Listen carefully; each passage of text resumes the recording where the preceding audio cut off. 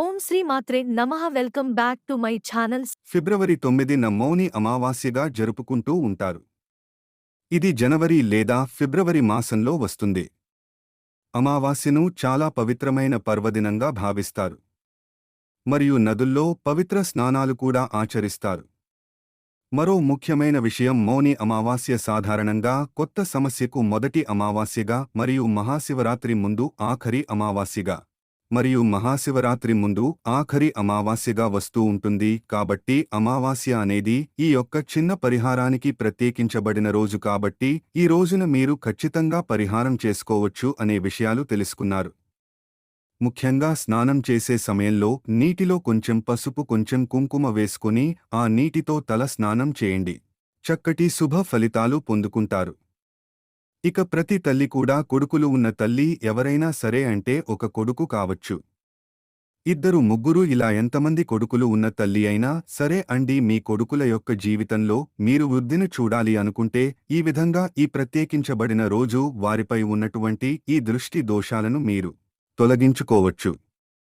కాబట్టి చిన్న పరిహారం చేయవచ్చండి. ఒక చిన్న వస్త్రాన్ని తీసుకోండి. అంటే ఎరుపు రంగు కానీ లేకపోతే పసుపుపచ్చ రంగు కానీ వస్త్రాన్ని తీసుకుని దాంట్లో కొంచెం గల్లు ఉప్పు వేయండి. వేసిన తర్వాత ఒక 4-5 లవంగాలను కూడా వేయండి.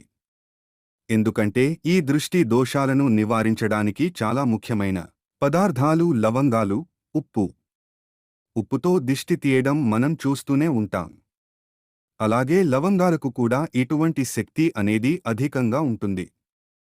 అలాగే దానిపైన కొంచెం కుంకుమను కూడా వేయండి. కుంకుమ నీటితో దిష్టి తీయడం కూడా మనం చూస్తూ ఉంటాం. ఈ 3 పదార్థాలు దాంట్లో వేసిన తర్వాత దాన్ని ఒక మూటలాగా కట్టేసేయండి. ఈ మూట మీ యొక్క ఎడమ చేతిలో పట్టుకుని మీ కొడుకును తూర్పుముఖంగా కూర్చోబెట్టి వారు ఎడమ చేయి వైపు నుండి వారి చుట్టూ తిప్పండి.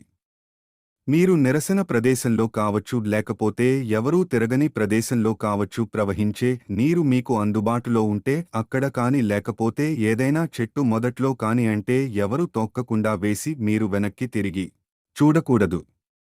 ఈ విధంగా కనుక మీరు చేశారంటే వారిపై ఉన్న దృష్టి దోషాలు అన్నీ కూడా తొలగిపోతాయి.